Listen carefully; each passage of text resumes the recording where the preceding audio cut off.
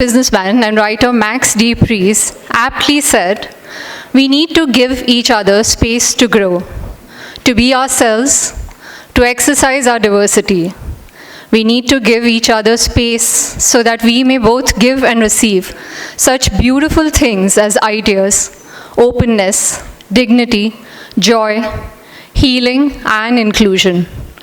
On that note, let's begin with this August evening that celebrates the differences that weave life and joy into our existence. I request Mr. Sandeep Khosla, Director General, Bombay Chamber, to start off with a welcome address.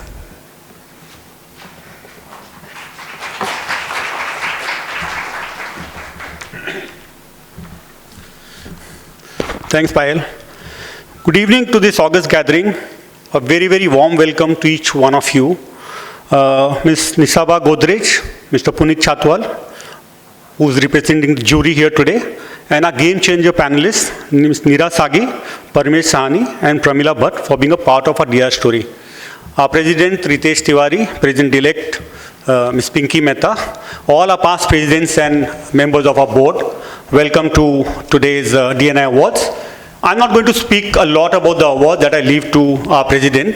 I just want to inform all of you who might not know that we are the oldest chamber in the country, and 13 days from now, we celebrate our 188th foundation AGM.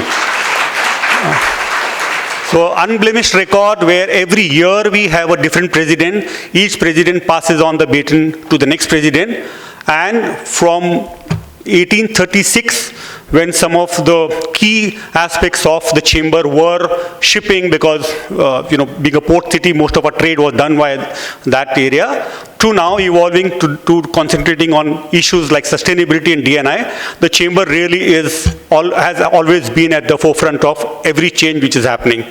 So with that, thank you all for being here again, and I hand it back to Pooja. Payal, sorry.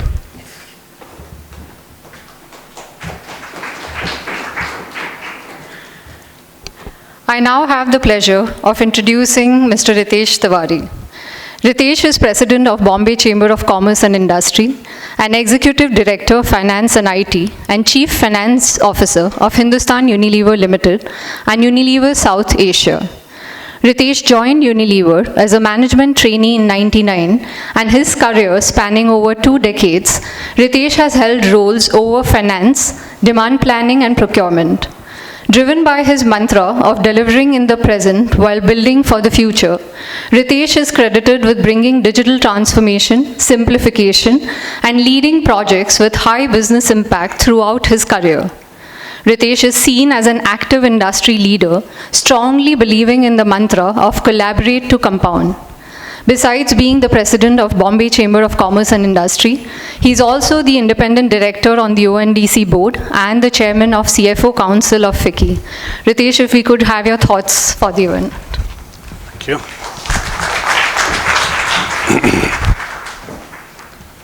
Thank you, Payal. Ms. Nisaba Godrej, Chairperson, Godrej Consumer.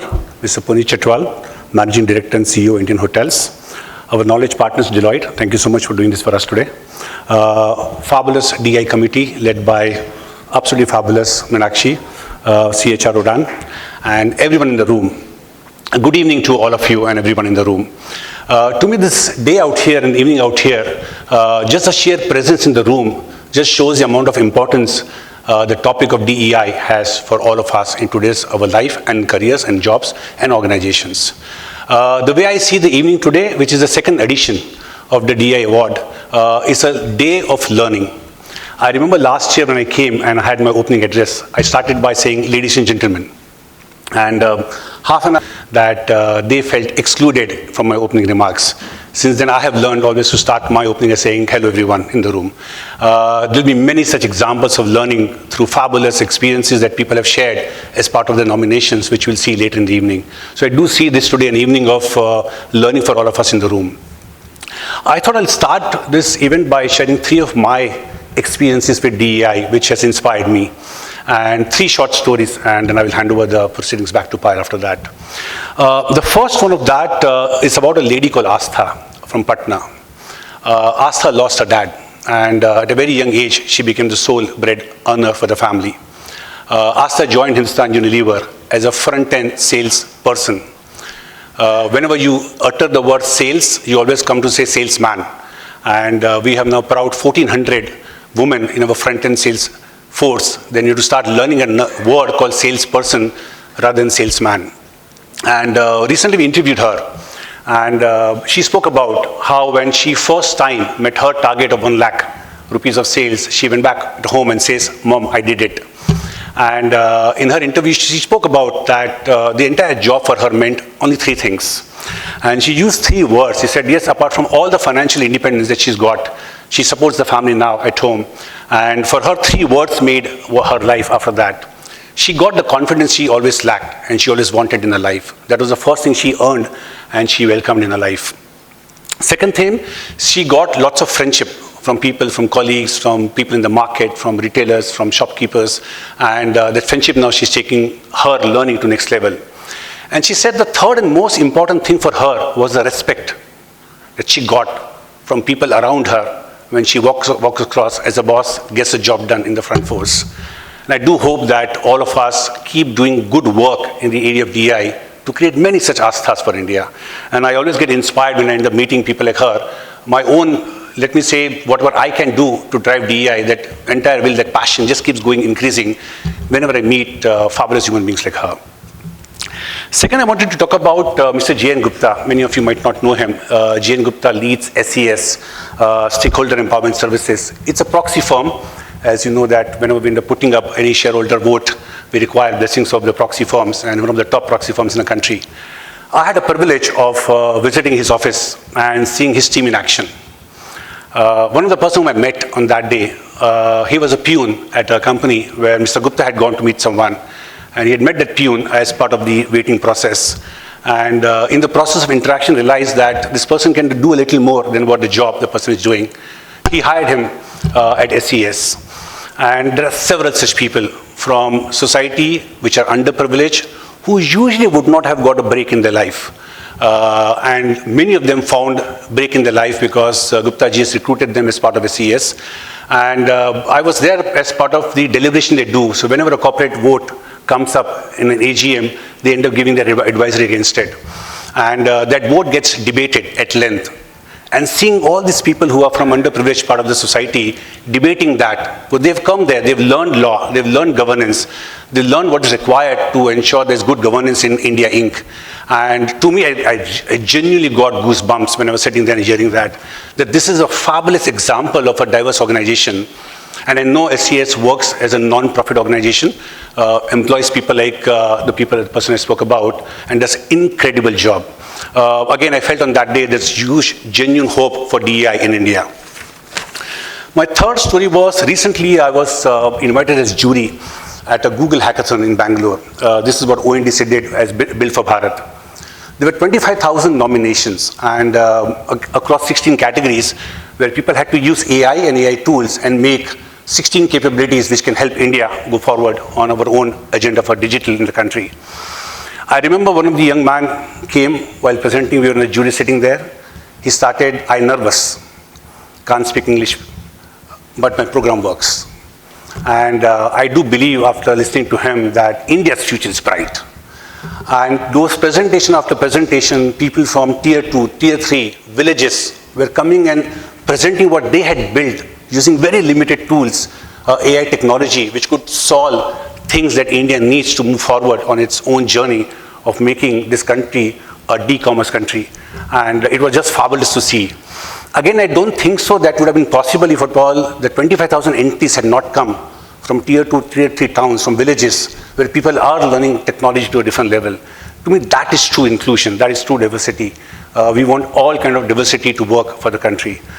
These 3 examples I thought I'll come and share with all of you today, and I do believe that it's time that this knowledge gets multiplied and gets more powerful for the country. And I do hope that you end up seeing many such examples today as you end up seeing nominations. And we do take pain in also speaking about what is the work which has happened in these companies behind a nomination. Last year when we had the event, we had put a flip book which captured these learnings, and we were able to speak about those learnings at length to everybody about it. We'll exactly do that for even today as well. We'll have learnings in the room, but we'll convert those learnings into a good flipbook, and we'll again try our level best to ensure that it reaches as many parts of the country and get many more companies inspired by those examples. So with that, I want to then hand over the proceedings, but I want to thank two people very well, which is two set of people.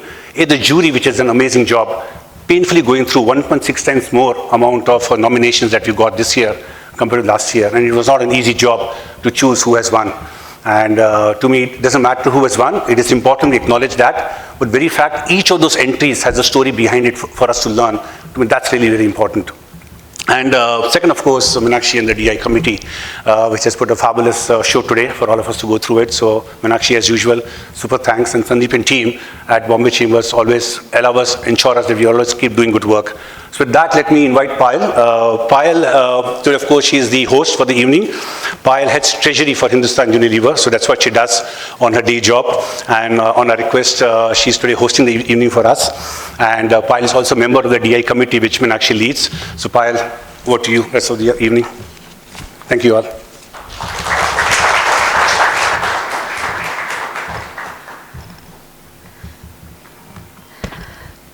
Thank you, Ritesh. The heartwarming stories that you have encapsulated today bring to mind Maya Angelou's words. We all should know that diversity makes for a tapestry, and a rich one at that. And we must understand that all the threads of the tapestry are equal in value, no matter what their color. As we move on to applaud the richest colors of the collective tapestry that is the corporate world, I would like to now invite on stage Meenakshi Priyam to helm a fireside chat. Let me tell you a little bit about Meenakshi. Meenakshi is a global business leader and has experience across multiple geographies in leadership roles spanning India, Asia Pacific, and Europe.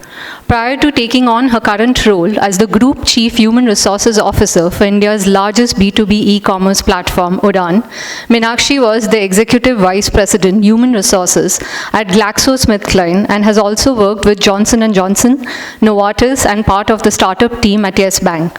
She is the Chairperson of Diversity, Equity and Inclusion Committee of Bombay Chamber. Throughout her career, Meenakshi has been credited with building a strong talent pipeline and a culture where diverse talent thrives. Her professional contributions have won her many accolades. She featured among the top business executives in India under the age of 40 by Business Today in 2015 and was featured as one of the key women leaders in India in Business World in 2018. Meenakshi, could we please have you on stage?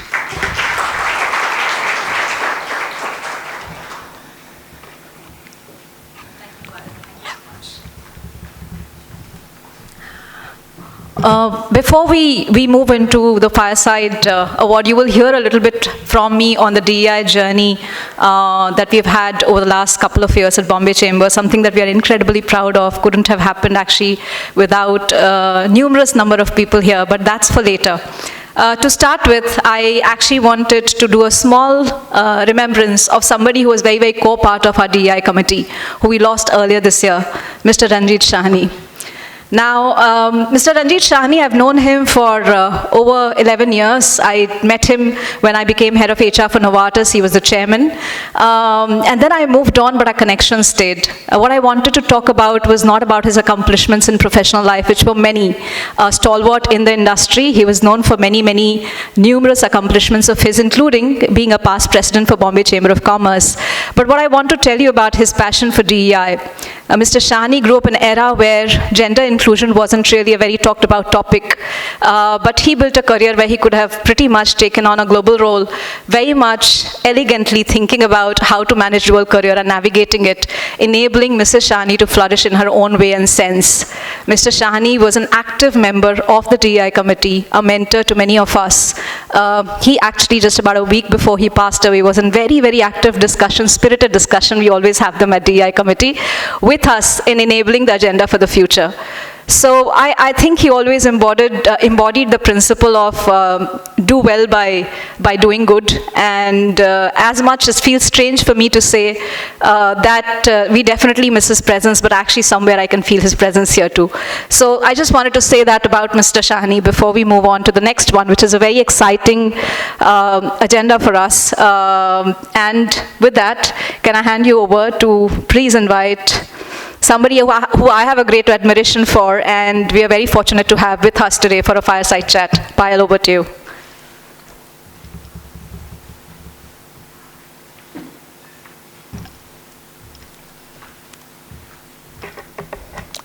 Thank you, Meenakshi. Could I now invite on stage Nisaba Godrej, Executive Chairperson of Godrej Consumer Products. She has been a key architect of GCPL's strategy and transformation in the last 18 years. She is also the chairperson of Teach for India and sits on the board of Godrej Acrovit, Bharti Airtel, and Mahindra. She has a BSc degree from the Wharton School at University of Pennsylvania and an MBA from Harvard Business School. Nisaba is passionate about education, human mind, trekking, and equestrian sports. Welcome.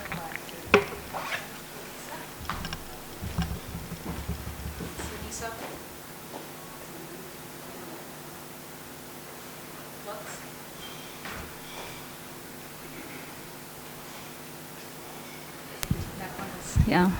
Yep, this is on now.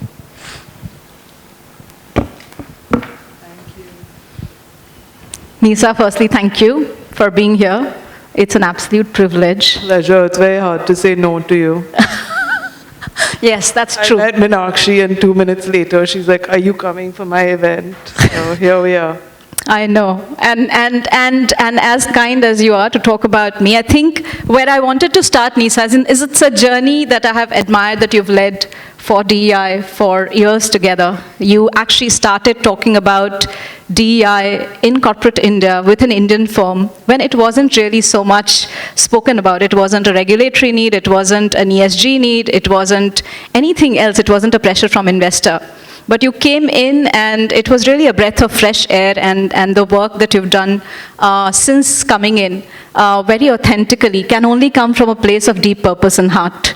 And now knowing you a little bit, I'm sure it does. Can you tell us a little bit of story of why it matters to you so much?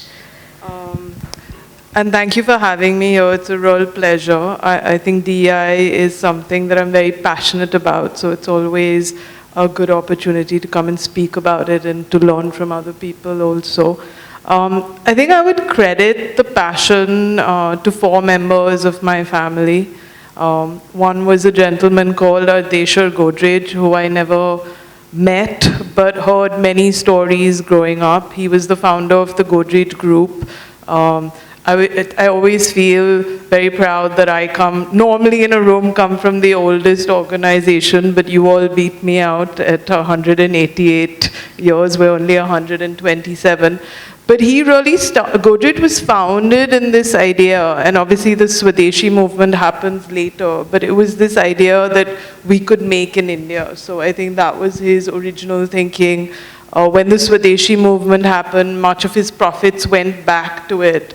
So I think Godrej is, I think Godrej and very closely aligned to India's constitutional values of equality, fraternity, justice. So I think that's been the DNA of the group and the stories that I grew up with.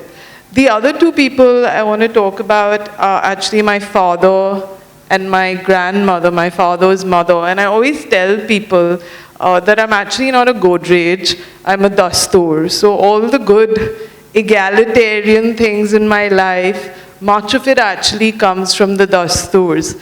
And my great-grandmother, this is now my father, anyway, was one of the first Indian women to go to university. So I come from a long line of Dasturs where women, way before their age, were encouraged to study, to work. And, I've had this privilege of going to these very good American universities. And, I really feel like I won the ovarian lottery. How many Indian women have that opportunity?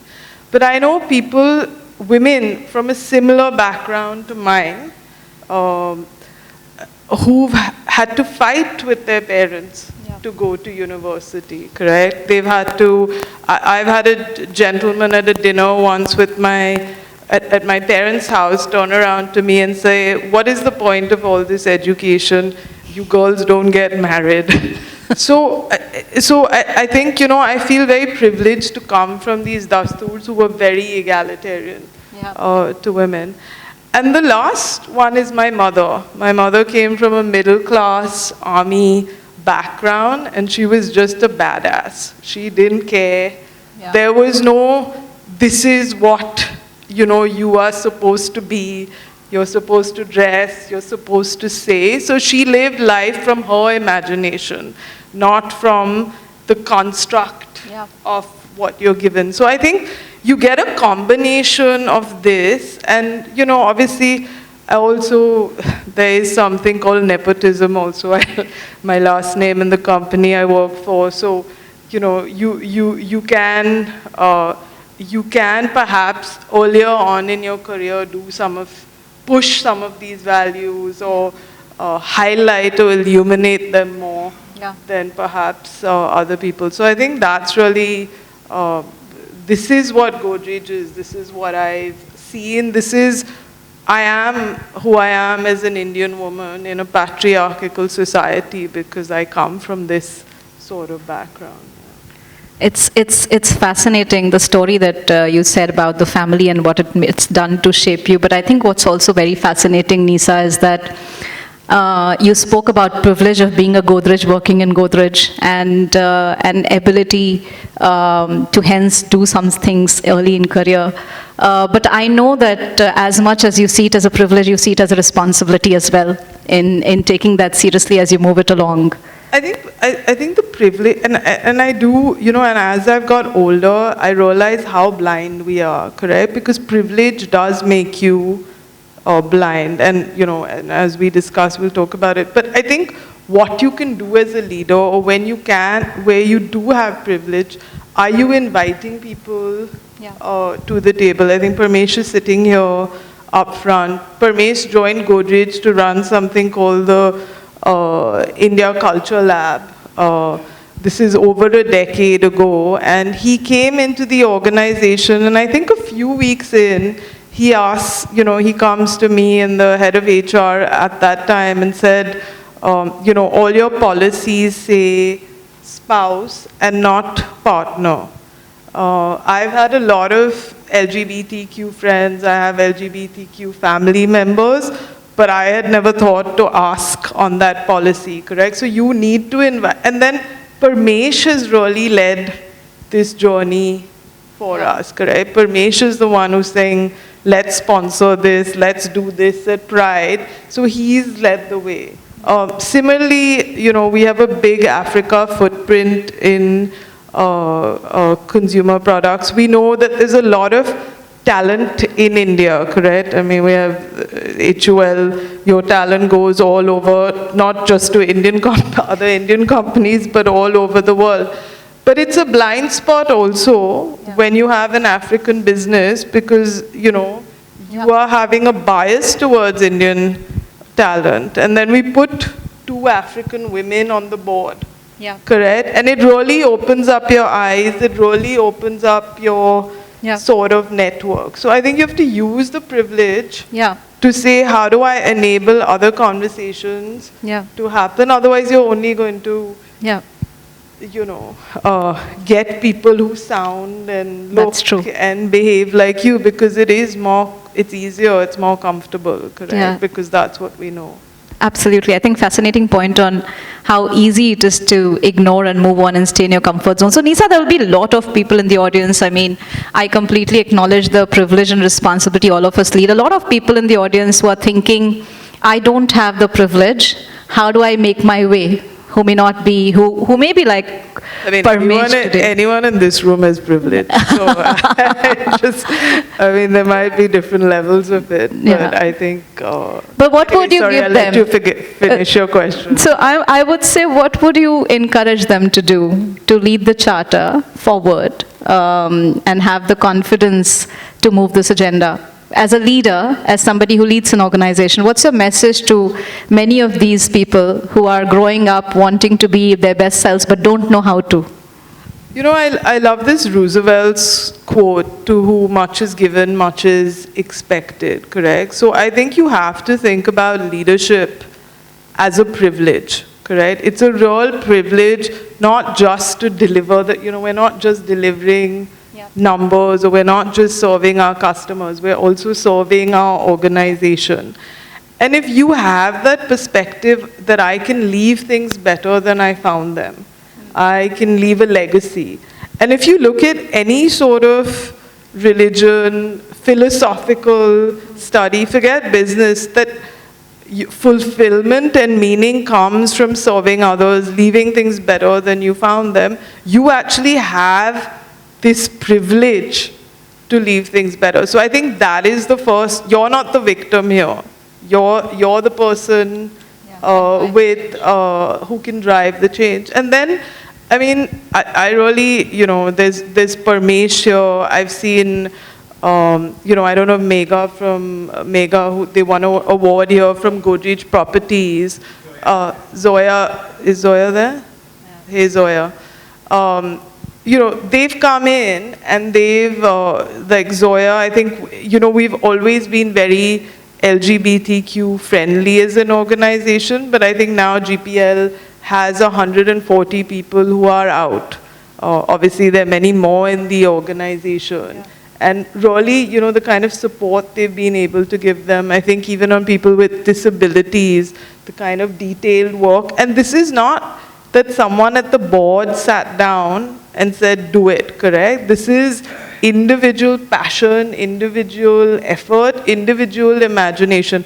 I've seen on the Bharti Airtel board with Amrita Pada, who's the head of HR, and she joined a few years ago, maybe 2 years ago, she joined the organization, and women representation at Airtel was 9%.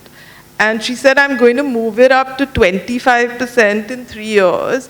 And I was a bit cynical of how will you be able to do that? She, in 18 months, moved it from 9% to 17%.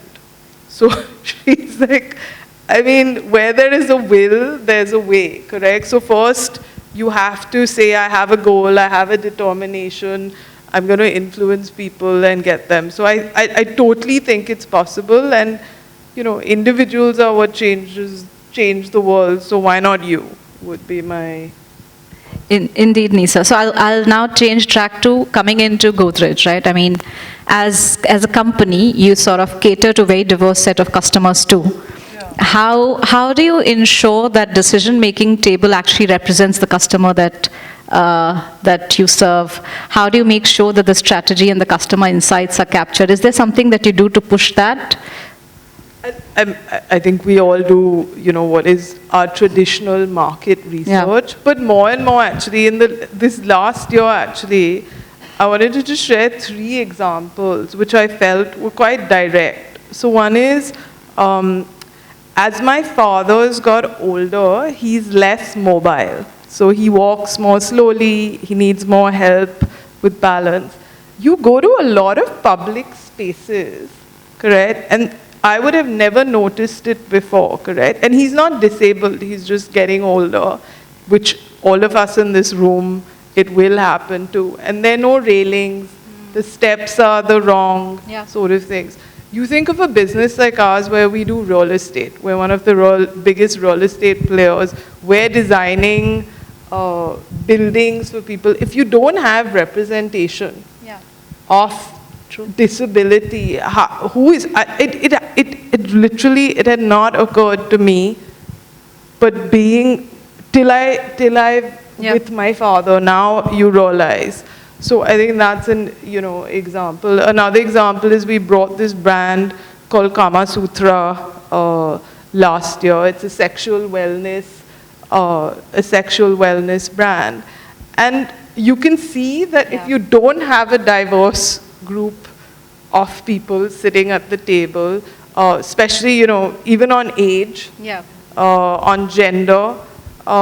You're not going to do something very imaginative. You're going to just do the average, the average mean there. In Godrej Capital, we had someone in our business who has a same-sex partner. They need a loan. You can't actually get a loan for a house unless you're married. You know, we did it for one of our employees. Now we've done it more broadly outside. Now, these are small examples, but this is the power, not just of having a diverse point of view, but making sure that it's safe, you know, to be able to share it. That's amazing set of 3 stories actually, and tells us how much we miss when we don't have representation around the table in the right decision making. Nisa, we have a lot of audience here who are leading businesses and leading DEI. What's your message to them? What would you say to them? What would you say, hey, great going, and what would you say is a journey unfinished and needs to be done more? I wish I had enough expertise to do that. I don't. But I can, I think I can just share a few of the things that I've learned over the last few years. I think one is that you have to have leadership that is capable, is passionate, and is empathetic, correct? So you have to, whether it's yourself or you're enabling a Parmesh or a Zoya or Amrit, you know, I think that Gopal and Sunil Mittal brought in Amrita was the first step to enabling this. So do you have the leadership? Then are you putting your money where your mouth is? So, you know, one of the mistakes that we've also made in the past is DEI is one HR person's 25% of their goal sheet, and then you're wondering why the needle is not shifting. I think GPL has seen some of the success it has in the last few years because someone like Zoya has come in and done sort of full-time work on it. Last year, you know, we had this India Culture Lab. Parmesh and me got together and said, let's, you know, make it much more focused now. Let's do this DEI labs very seriously. We have 7 people at the group level, and this is both internal and external. But you have to invest. You have to say, you know, in the same way that sales won't happen unless you have those frontline salespeople, this won't happen unless you have committed, passionate people who have the time to do the work. I think the third piece is on measurement. If you're not measuring, it's not going to happen. I've actually seen in GCPL during COVID, you know, we had a new CEO come in. We were not looking at some of those numbers as closely, and they fell. So we have a very, very detailed DEI scorecard. We're very happy to share it with people, but it's not just representation, correct? You have to go deep, deep into the number from, you know, from attrition to what is your, I mean, you know, if I ask people, do you know what your pay equity is in your organization by level? Do you know what your engagement scores are by gender? So, you know, you have to really go quite deep into some of these measurement things. I think the other thing would be celebrate. Are you celebrating, you know, like Pride, it seems like this is Pride month. If you came to our office, it's like it's a very big celebration, but do you celebrate leaders who do this work well? You know, so we are, Megha, who's really, she's the HR head of Godrej Properties, won the Outstanding Leader Award from all our leaders. This is like 140 people that we considered, and in no small part because of her work to drive DEI. So I think these are, you know, some of the learnings we've had. We put people and planet on everyone's goal sheets in leadership. So you have to, I think you have to pull all these things. And to me, the most important one really has been what I call our best self versus true self, correct? You cannot do this work to look good for an award. The awards are important, we all love them, but you can't do it for an award. You can't do it because you just have to report it or some investors doing it. You have to do it because it's the right, it's the just thing to do, it's the moral thing to do, and it will help your business. You know, in GCPL, and when I say best self versus true self, I'll give you an example. Best self is that my board is over 50% women. Overall, the company is 50% women. But let's go down a level or two. Only 1 out of 11 of my senior management team right now is a woman. You know, we were talking, I think HUL is the gold standard in consumer product industry across so many factors, but also on women representation. I think they're in their sort of early 40s of women representation. You know, I'm a good, you know, maybe I'm at 29 or 30% now. So I'm well below what I would consider a benchmark. So I think that is very important, because you need to keep looking under the hood to saying how I can get better. Not, I came here, let me throw out all my best numbers. Because, and by the way, everyone has these numbers where you can improve. So I think these have been some of my learnings. Fascinating. I mean, I just sort of want to reflect on some of the points you made. The point that you made on growing up seeing role models and how it drives intent and purpose, I think is an absolutely fascinating point. Number of people we have met, seen who are actually leading intrinsically in the space, I have seen growing up role models around it and have imbibed that value. So hence, as a community, as set of industry leaders, it actually also is our jobs that we continue to talk about those role models to many people who may not be seeing at home, but otherwise create. It's a fascinating point you make. At the DEI committee, we've started going to schools and colleges just about to start talking about DEI. It's not just for corporate, but also as people step into corporate world. And I think it's, and you know, I talked about the individual privilege, but it's also the privilege of the organization, correct? I think part of this, setting up this DEI lab, you look at this world around you. I mean, look at what happened in our elections, and what people are saying about different communities.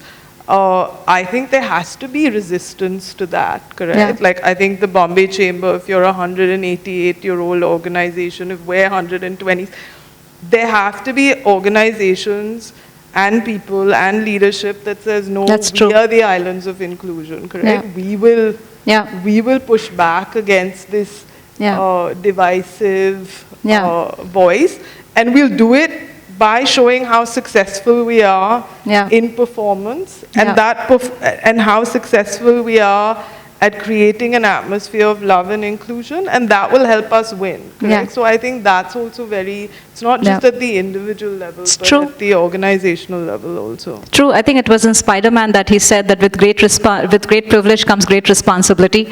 I think never spoken a simpler line on it. I think you spoke about really having empathy at leadership level, not just a drive, not just an agenda, but also very, very empathetically looking at different groups as we devise solutions. I think 3 stories that you spoke about were really amazing.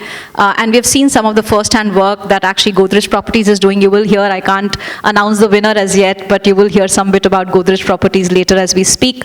I think you really spoke very, very deeply about Nisa having a very, put your money where your mouth is, right? I mean, really support it. Don't just make it good to do. I will show it. I want to be on the stage because it's a buzzword today, but really believe in it.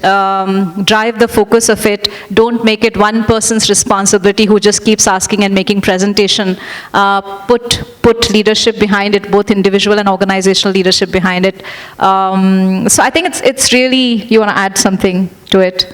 Because I'm going to open any questions from the audience for you. But thank you, and with that we just open it for the audience for a couple of questions for Nisa, if you have any.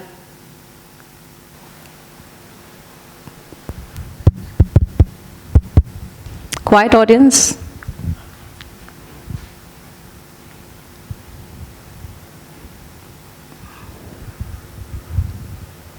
Very deeply reflecting.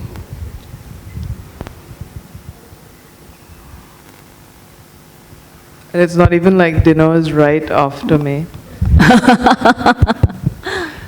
Yeah, this is Chandrakant Nayak from Dow Chemical. I have a question. we have a lot of focus on inclusion and getting people from different diversity elements into the organization. But I must admit that it's still a struggle to get good candidature and pool of talent. So I would really like to understand, when you mentioned about LGBTQ, some sources where we can really tap talent to our needs. So it's not a question, but it's a request for you. So you can, if you can guide something on that, those lines, it will really help us. Yeah. And I think we have some people here today, both Parmesh and Zoya, who can give you sort of specific help with that. But I think we do go to these sort of LGBTQ specific job fairs. We have done a lot of internships for the community so that they can come work for 6 months and then get sort of absorbed into the organization. You also need to create equity in terms of training.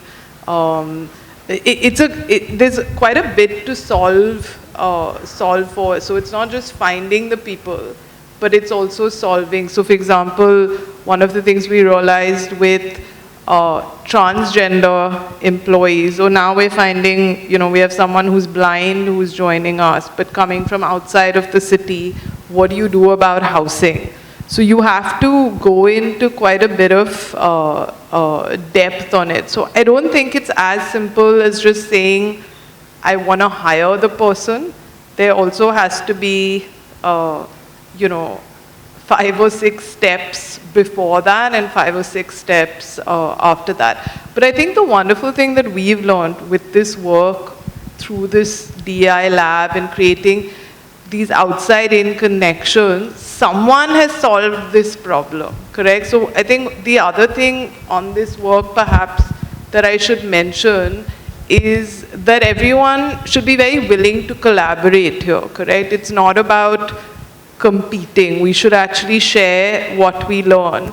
And for example, we've been making a big push to do inclusive factories. We're opening a new factory in Chennai where we want representation of women, LGBTQ, PWD to be above 50%. We're working with someone on PWD who's done this for Nestle's factories. So I think it's, if you get your people plugged in to this DEI network, there's a lot of people doing good work who can help with the solutions. Actually, just to the point, right, one of the things we're trying to do is create that network. So Ritesh spoke about the flip book we published. So it's not just the award, you'll actually start seeing books, and you'll start seeing leadership podcasts where people say what helped us, and build a network of people like this who you can reach out and Parmesh, to. I know Parmesh is right next to you. Plug his book. Parmesh has actually written a book called Queeristan. So how do you do LGBTQ in the workplace? You also have a podcast coming up. Super. This is not an advertising moment for you. So I have mentioned you, like, how many times did you tell me to mention you? I've mentioned you that many times. So no more than that. All right, there's a question right there at the back.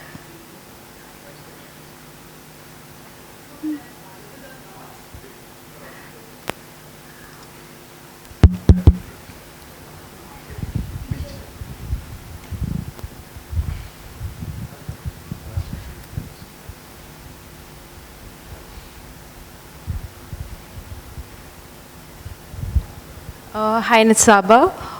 We're actually neighbors. We're operating out of Godrej too. I represent a US multinational. You spoke a lot about adding diversity. What I want to understand is, what kind of work have you done around creating an inclusive culture to support the diversity in your organization? I think in terms of inclusive culture, I think we have like the unconscious bias training, you have POSH rolled out, so you have all those basics. But I think the inclusive culture really comes from leadership role modeling, right? And from your values and what we call our capability factors. So I think the way we look at leadership, like who gets promoted, what behaviors are expected, are you walking the talk, I think that's where, you know, the inclusivity, like who actually gets to lead, and if they're not inclusive, then, you know, they can't lead. I think another thing that we've done is that we have our Godrej Leadership Forum every year, where we have, you know, our top 140 people across the group come and participate.